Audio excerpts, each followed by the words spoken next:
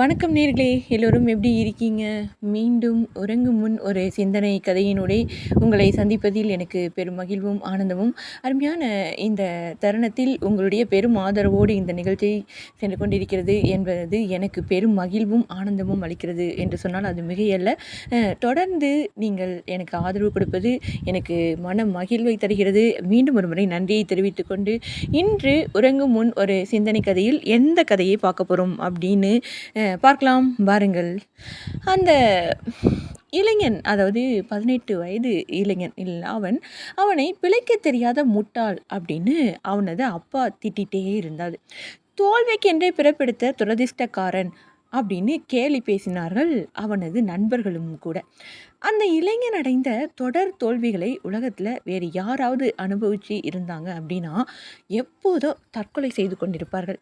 ஆனால் அத்தனை தோல்விகளையும் உள்வாங்கி கடைசியில் பிரம்மாண்டமான வெற்றியை தனதாக்கிய அந்த மாமனிதன் யார் அப்படின்னு பார்க்குறீங்களா? சாய்கிரோ ஹோண்டா அவங்க தான். அவரை பற்றி தான் இன்றைக்கி உங்களோட நான் பகிர போகிறேன்.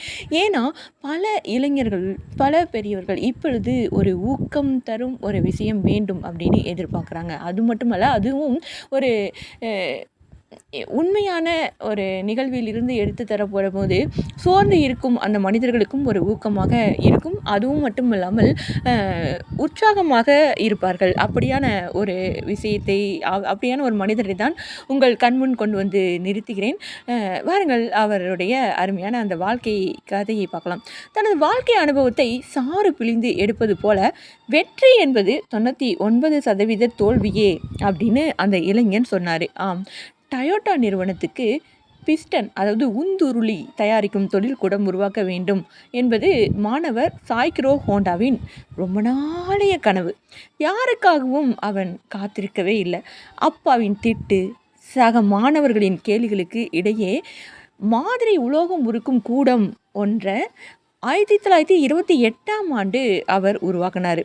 இதற்காக இரவு பகலாக அவர் உழைச்சிட்டே இருந்தார். ஓராண்டு காலமாக கஷ்டப்பட்டு உழைச்சி உருவாக்கிய மாதிரி பிஸ்டனை பெரும் எதிர்பார்ப்போட டயோட்டா நிறுவனத்துக்கு அவர் எடுத்துக்கிட்டு போனார். எங்கள் எதிர்பார்ப்புக்குரிய தரத்தில் உனது பிஸ்டன் இல்லை அப்படின்னு அந்த நிறுவனம் பொறியாளர்கள் சொல்லி நிராகரிச்சிட்டாங்க. முதலாவது கனவு திட்டம் படு தோல்வி அடைஞ்சிருச்சு. மனம் பாரமாக இருந்தது. திரட்டி வைத்த முதலீடு மொத்தமும் வீணாக போச்சு. எல்லோரும் தங்களது கேலிகளை அப்படியே வசைவுகளாக எப்படா அப்படிங்கிற மாதிரி காத்துட்டே இருப்பாங்க இல்லையா அந்த மக்கள். ஒருத்தன் தோல்வி அடைஞ்சு கீழே விழுந்துட்டான் அப்படின்னா அவனை காலம் வர வரைக்கும் காத்துட்டே இருந்து பேச்சுகளாலே கொன்றுவாங்க. அதே மாதிரியான விஷயந்தான் இவருக்கும் நடந்தது.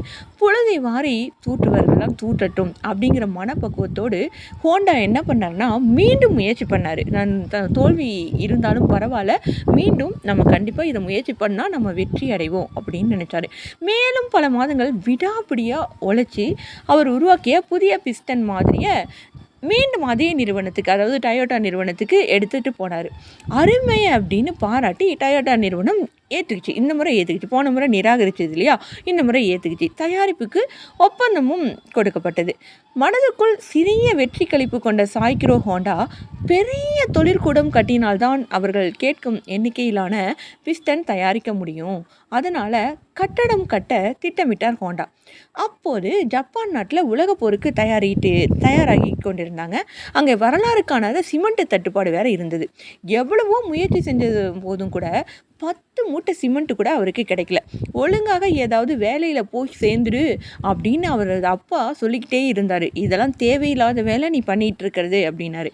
வாழ்க்கை முழுவதும் ரிஸ்க் எடுத்துக்கொண்டே இருப்பியா அப்படின்னு அவருடைய நெருக்கமான நண்பர்களும் கேட்டுட்டு இருந்தாங்க. இது என்னவோ சரியாக படலை எங்களுக்கு நண்பா, நீ இதை விட்டுரு அப்படின்னு நண்பர்களும் சொன்னாங்க. இவர்களின் கருத்துக்களுக்கு மதிப்பளிக்காது சிமெண்ட் கலவைக்கு இணையான மாற்று கலவையை உருவாக்கும் முறையை கண்டுபிடிச்சாரு ஹோண்டா. ஆங்காங்கு கடன் வாங்கி சில மாதங்களிலேயே பெரிய தொழிற்சாலையை கட்டியும் முடித்தார். தொழிலாளர்களை வேலைக்கு அமர்த்தி பிஸ்டன் தயாரிக்கும் தொழிலை அமர்க்கலமாக தொடங்கினார். கூடவே 2ஆம் உலகப் போரும் தொடங்கிடுச்சு. அமெரிக்கா போட்ட குண்டு ஹோண்டாவின் தொழிற்சாலையில் பெரும் பகுதியை உடைச்சி நாசமாக்கிடுச்சு. ஹோண்டாவின் வாழ்க்கை முடிஞ்சிடுச்சு அப்படின்னு நண்பர்கள் எல்லாரும் பேசிக்கிட்டாங்க. ஆனால் தனது மொத்த தொழிலாளர்களையும் திரட்டிக்கிட்டு தானே களமிறங்கி சேதங்களை சீர் செஞ்சு தொழிற்சாலையை மீண்டும் இயக்கி காட்டினார் ஹோண்டா. ஜப்பான் நாட்டில் நிலநடுக்கம் ரொம்ப அதிகமாக வரும் அப்படிங்கிறது நமக்கு பெரும்பாலானவர்களுக்கு தெரியும். ஒரு நாள் திடீர்னு தாக்கிய நிலநடுக்கத்தில் ஹோண்டாவின் தொழிற்சாலையும் தப்பலை, தரைமட்டமாக போயிடுச்சு. மொத்த தொழிற்சாலையும் திருப்பி கட்ட முடியாத நிலை. வேறு வழி இல்லாமல் உடைஞ்ச கருவிகள் மற்றும் மூலப்பொருட்கள் கிடைச்ச விலைக்கு டயோட்டா நிறுவனத்துக்கு விற்பனை செஞ்சுட்டாரு ஹோண்டா. இனி என்ன ஒன்றும் பண்ண முடியாது அப்படிங்கிற மாதிரி அதை விலைக்கு கொடுத்துட்டாரு. இப்படிப்பட்ட நிலைமையில் உங்கள் மனநிலை எப்படி இருக்கும் கொஞ்சம் யோசிச்சு பாருங்கள். ஆனால் இவர் என்ன பண்ணார்னா, அப்போதைய நிலையிலும் கூட ஹோண்டா என்ன தெரியுமா கருத்து சொல்லியிருக்காரு, நான் ஆசைப்பட்ட ஒரு திட்டம் தோல்வி அடைந்தால் துளி கூட கவலைப்பட மாட்டேன், இருக்கிற நிலைமையை எப்படி மாற்றலாம் அப்படின்னு தீவிரமாக சிந்திக்க தொடங்கிடுவேன் அப்படின்னு சொல்கிறாரு. இங்கே தான் அவருடைய மிகப்பெரிய தன்னம்பிக்கை மனோபலம் நமக்கு உணர்த்துகிற ஒரு செய்தி. 2ஆம் உலகப் போர் முடிஞ்சிருந்த நேரம், ஜப்பானின் பொருளாதாரம் சாம்பலாக்கப்பட்ட காலகட்டம். ஜப்பான் முழுதும் பெட்ரோல் தட்டுப்பாடு வேற இருந்தது. கார்கள் எல்லாம் முடங்கிடுச்சு. எல்லோரும் நடக்கிறாங்க அல்லது சைக்கிளில் போகிறாங்க. சாய்க்கிரோ ஹோண்டா என்ன பண்ணார், அப்படியே வீட்டில் அமர்ந்திருந்தார். அருகில் சைக்கிள் நின்றது. சற்று தொலைவில் புல்வெட்டும் இயந்திரம் இருந்தது. அதாவது சைக்கிள் ஒன்று அங்கே இருக்குது, அதுக்கு பக்கத்துலேயே புல்வெட்டும் இயந்திரமும் இருந்துச்சு. அந்த புல்வெட்டும் இயந்திரத்தில் உள்ள மோட்டாரை கலட்டினார் அவர். இந்த சைக்கிளில் இணைத்தால் என்ன அப்படிங்கிற மாதிரி யோசித்தார் ஹோண்டா. உடனே ஒரு புது ஐடியா அவருக்கு தோணுச்சு. அடுத்த நொடியில் காரியத்தில் இறங்கினார் ஹோண்டா. புல்வெட்டும் இயந்திர மோட்டாரை கலட்டி எடுத்தார். தனது சைக்கிளில் அவர் பொருத்திய போது உலகின் முதல் மோட்டார் சைக்கிள் பிறந்துருச்சு. அவர் தான் கண்டுபிடிச்சிருக்காரு முதல் மோட்டார் சைக்கிள். அதை எடுத்துகிட்டு போய் ஆனந்தமாக சுற்றி வந்தார் ஹோண்டா. அதே போல் எங்களுக்கும் செஞ்சு கொடு அப்படின்னு மக்கள் நிறையா பேர் கேட்க ஆரம்பித்தாங்க. அவரும் சலிக்காமல் செஞ்சு கொடுத்தாரு. அதன் விளைவு என்னாச்சு தெரியுமா? அந்த ஊரில் மோட்டார் தட்டுப்பாடு ஏற்பட்டுச்சு. இதையே பெரிய தொழிலாக மாற்றினால்தான் என்ன அப்படின்னு சிந்திச்சாரு ஹோண்டா. கையில் பணம் இல்லை, வங்கியில் கடன் தயாராகவே இல்லை.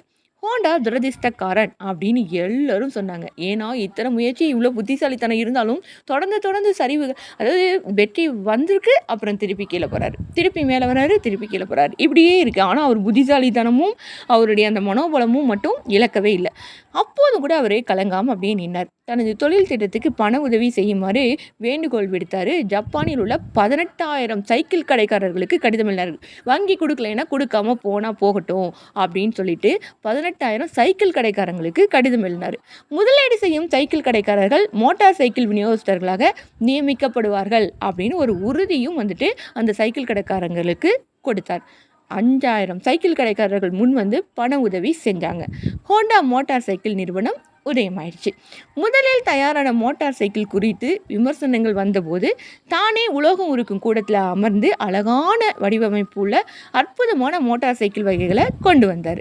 அவமானகரமான தொடர் தோல்விகளுக்கு அப்புறம் பெரும் வெற்றி பெற்றார் சாய்கிரோ ஹோண்டா. இப்போது ஹோண்டா நிறுவனம் ஆண்டுக்கு சுமார் 2 கோடி மோட்டார் வாகனங்களை தயாரிக்குது. முயற்சியை மூலதனமாக வச்சுக்கிட்டு, தன்னம்பிக்கையை மனதில் வச்சுக்கிட்டு, வைராக்கியத்தோட உழைக்கும் எவருக்குமே வெற்றி கைகூடாமல் போனதில்லை அப்படிங்கிறத நமக்கு மிகவும் அருமையாக உணர்த்தியிருக்காரு இல்லையா சாய்கிரோ ஹோண்டா.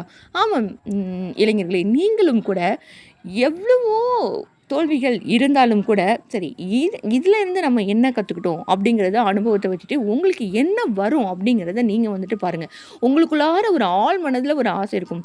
ஆழ் மனதில் உங்களுக்கு நீங்கள் செய்ய வேண்டிய ஒரு பணி இருக்கும். உங்களுக்கு அதில் ஒரு நல்ல ஒரு ஈடுபாடு இருக்கும். அதை நீங்கள் எடுத்து செஞ்சீங்க அப்படின்னா கண்டிப்பாக நீங்களும் கூட ஒரு நல்ல ஒரு தொழிலதிபராகவோ இல்லை ஒரு நல்ல ஒரு நிலைமையிலையோ உங்களால் இருக்க முடியும். உங்களுக்கு என்ன வருதோ அதை கண்டிப்பாக நீங்கள் உள்ளார தேடுங்க. கண்டிப்பாக உங்களால் கண்டுபிடிக்க முடியும். அதை கண்டுபிடிச்சி நீங்கள் அதில் நீங்கள் ஒரு கவனம் செலுத்துனீங்க அப்படின்னா நீங்களும் கூட பெரும் வெற்றியை அடையலாம் அப்படிங்கிறத மிகவும் அருமையாக நம்மளுக்கு சொன்னார் ஹோண்டா. மிகவும் அருமையான இந்த கதையை நீங்கள் கேட்டதுக்கப்புறம் என்ன செய்ய போகிறீங்க அப்படிங்கிறத இங்கே பதிவில் கண்டிப்பாக தெரியப்படுத்துங்கள். இன்றைய ஒரு சிந்தனை கதை உங்களுக்கும் பிடிச்சிருக்கும் அப்படின்னு நம்புகிறேன். இந்த அருமையான கதையை அப்படியே உரு போட்டுக்கொண்டே சென்று உறங்குங்கள். மிகவும் எல்லா கவலைகளையும் துக்கங்களையும் மூட்டை கட்டி ஓரமாக வச்சுட்டு நிம்மதியாக ஆனந்தமாக சென்று உறங்குங்கள். விடியும் பொழுது மிகவும் அழகாகவும் ஆனந்தமாகவும் இருக்க வேண்டும் என்று எல்லாம் வல்ல இறைவனை பிரார்த்தித்துக் கொண்டு விடைபெறுவது நான் உங்கள் அன்பு அறிவிப்பாளர் சகோதரி இளையவேணி கிருஷ்ணா. வணக்கம் அன்பு நேய சொந்தங்களே. நன்றி நேர்களே.